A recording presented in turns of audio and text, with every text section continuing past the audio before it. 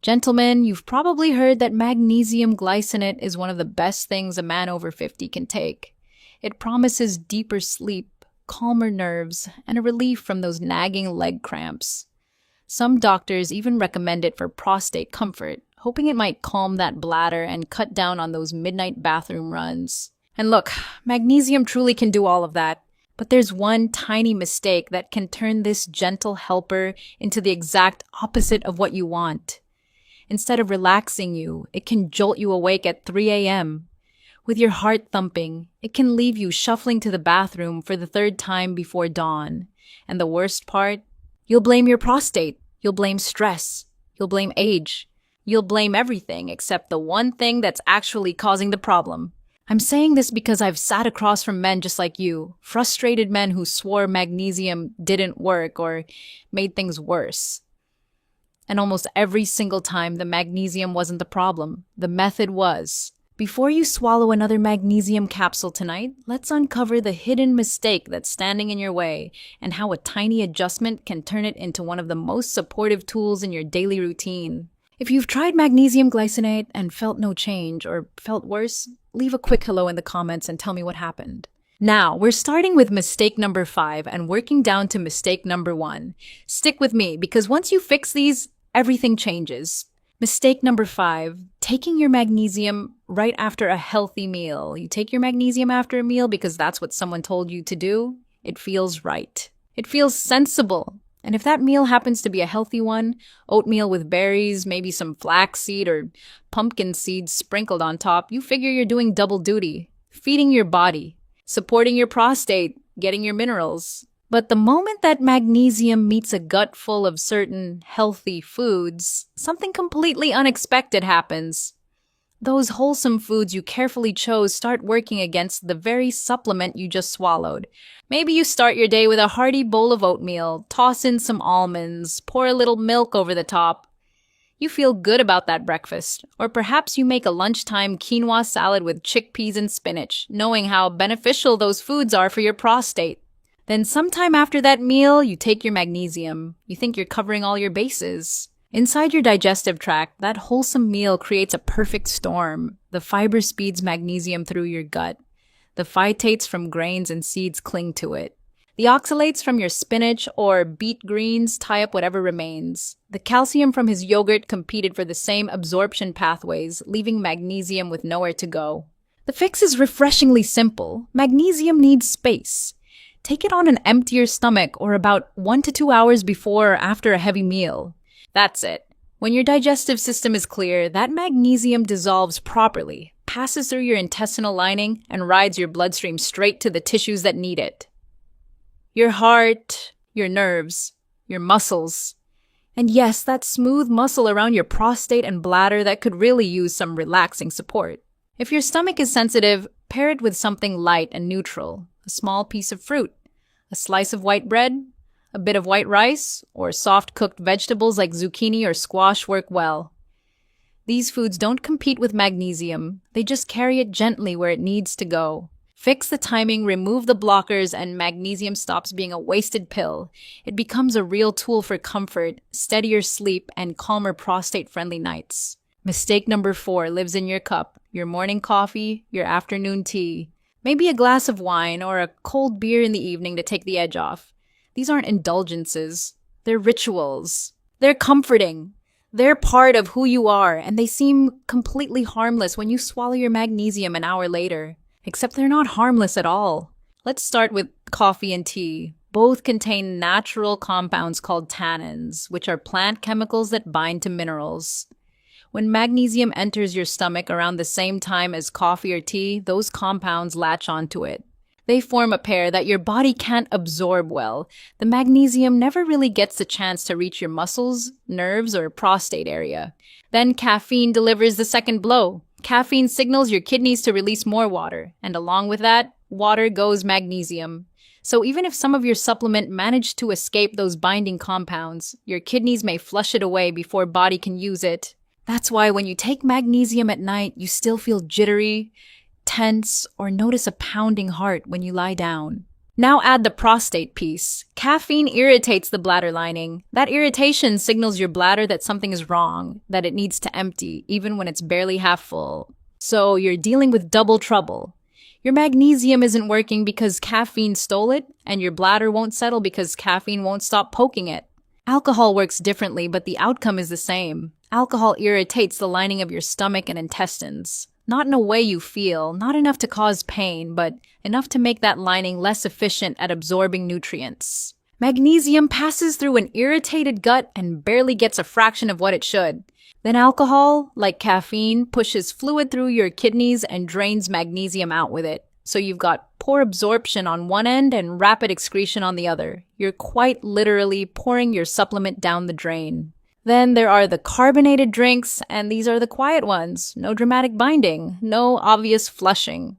Just a steady, subtle interference that you never feel in the moment. Sodas and sparkling water contain acids that shift your gut's pH. That slight shift makes the environment less friendly for magnesium absorption. You won't notice any stomach upset. You won't feel anything wrong. But week after week, month after month, your magnesium levels stay low and you can't figure out why. If that soda also has caffeine, which cola certainly does, or artificial sweeteners, you add bladder irritation on top of absorption trouble. It's a silent accumulation of obstacles. The solution isn't to ban your favorite drinks. It's about smart spacing. If you take magnesium in the morning, don't wash it down with coffee. Have your coffee first, enjoy it, then wait an hour or two. Let that caffeine spike settle. Drink a glass of water. Then take your magnesium, or flip it. Take your magnesium with water first thing. Let it absorb for an hour, then have your coffee. Either way works. For alcohol, the gap needs to be wider. If you take magnesium at night to support sleep, try to have your drinks earlier in the evening. Give your body several hours to process the alcohol before that magnesium arrives. You'll still enjoy your wine, you'll still unwind, but your magnesium won't get caught in the crossfire. With carbonated drinks, just don't swallow your magnesium at the exact same time you're drinking a soda or sparkling water. Take them an hour apart. That's it. Let's talk about the third mistake, and this one comes from a good place. You want to be efficient. You want to get your supplement routine done and move on with your day. So you take your magnesium all at once, usually at night, one big capsule or maybe two. You figure if some is good, more is better. You figure one large dose will deliver a full day's worth of magnesium in a single swallow. Your body doesn't work that way. Your intestines have a limited number of gateways that allow magnesium to pass through into your bloodstream.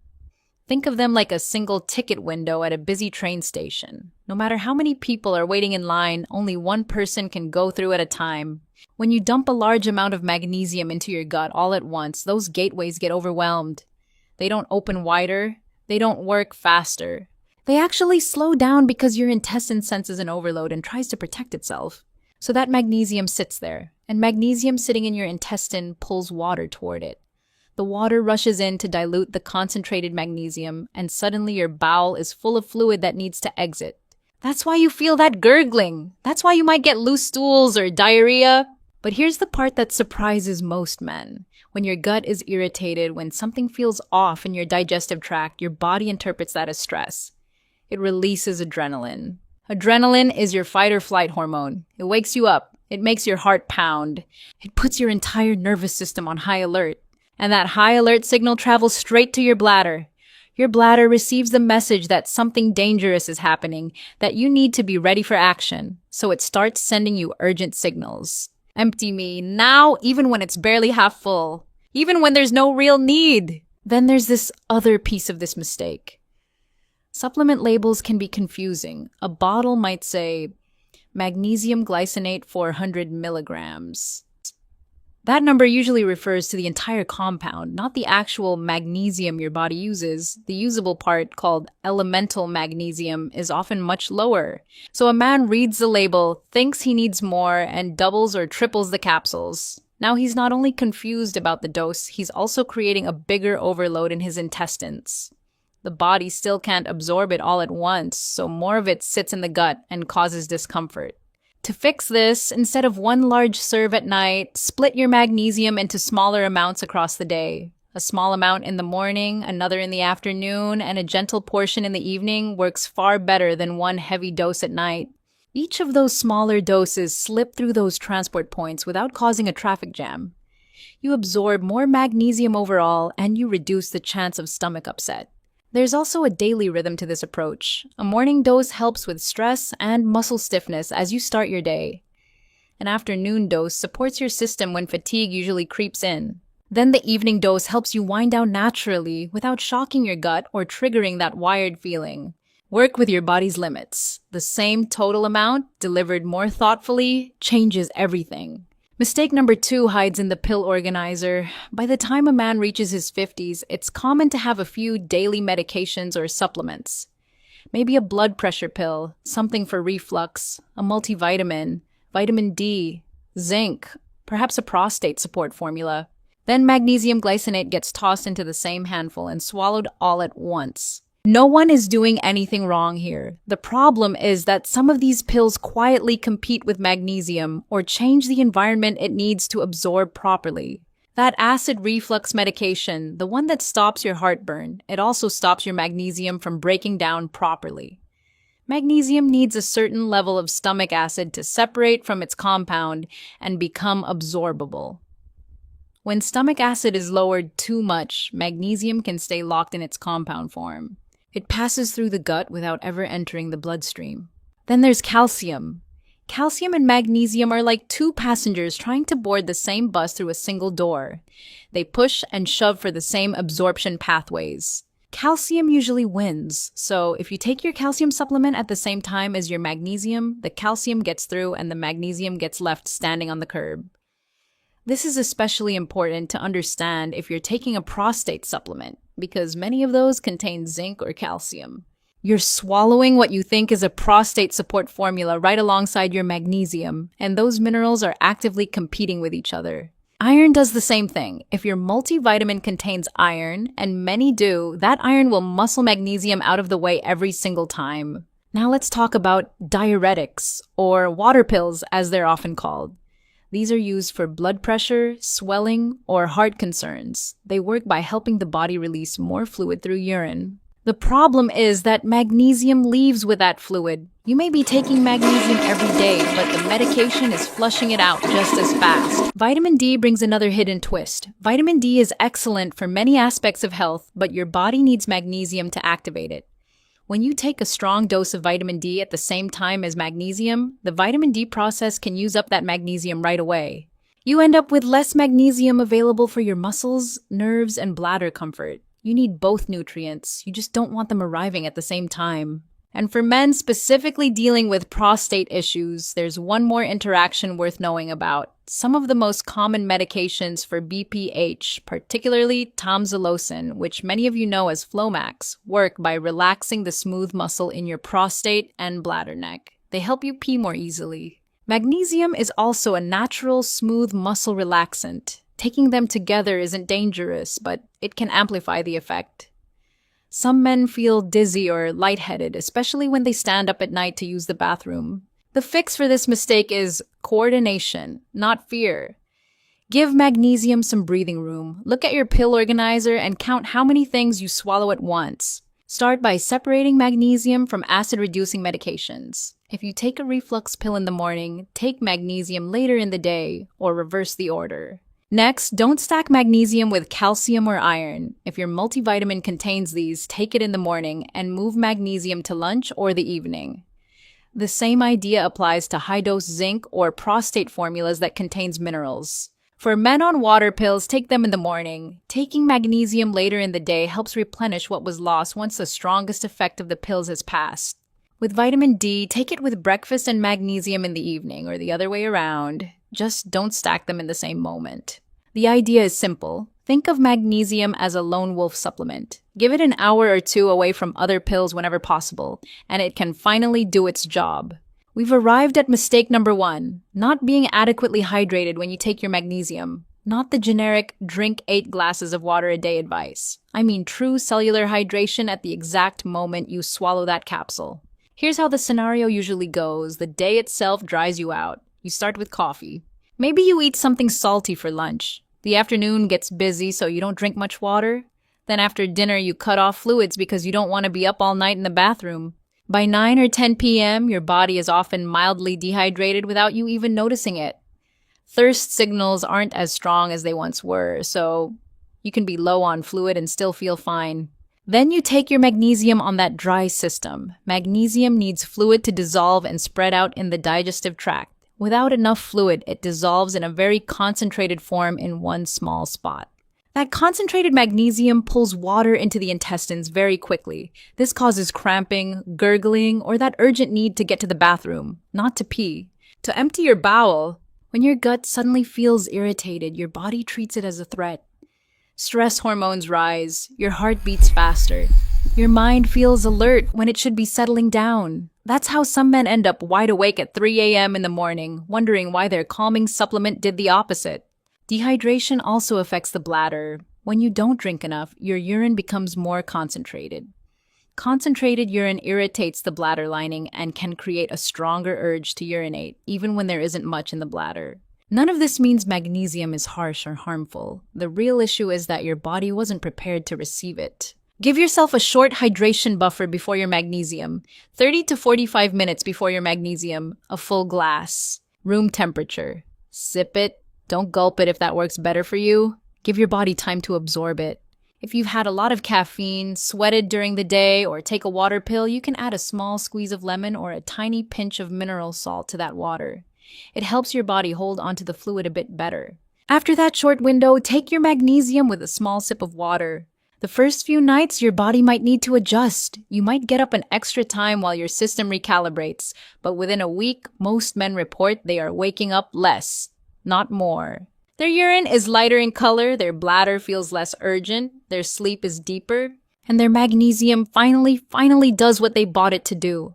Your body isn't rejecting magnesium. It isn't broken. It isn't too far gone. What it needs is water. What it needs is preparation. What it needs is for you to clear the path so the magnesium you're already taking can finally arrive at the destination you've been aiming for all along. This is the foundation. This is the piece that makes every other fix stronger. Get this one right, and everything else we've talked about works better. Your spaced meals, your separated beverages, your divided doses, your coordinated medications, all of them rest on this single, simple habit. Don't take magnesium on a dry tank. Give your body the water it's been asking for. You will feel the difference immediately. So there you have it. 5 mistakes, 5 fixes. Every single one of them well within your control. You don't need to abandon the healthy foods you enjoy. You just need to give your magnesium some space from them. You don't need to give up your morning coffee or your evening glass of wine. You just need to schedule them so they stop stealing from you. You don't need to choke down huge doses that upset your stomach and wire your nerves. You just need to spread that same total amount across your day in smaller, gentler portions. You don't need to fear your medication list or assume magnesium just won't work for you. You just need to coordinate your timing so nothing blocks or flushes it away. And you certainly don't need to live with that dry, irritated gut and those urgent bladder alarms at night. You just need to give your body the water it's been quietly asking for. That's it. Nothing complicated, nothing that requires a trip to another store or another bottle of something you don't already own. The magnesium glycinate sitting in your medicine cabinet right now, the one you almost gave up on, is fully capable of delivering the benefits you bought it for. Now I want to hear from you. Which of these 5 mistakes hit closest to home? Drop it in the comments. Tell me what surprised you, what you're going to change tonight, or even just say hello. I read every single one. This channel exists because men over 50 deserve health information that's clear, honest, and actually useful. Your comments help build that community, and they help me understand what you need me to cover next. If this video gave you some clarity, if you're finally ready to stop guessing and start knowing when it comes to your health, I have another video you need to see. It's called The #1 Prostate Habit. Men over 50 ignore until it's too late.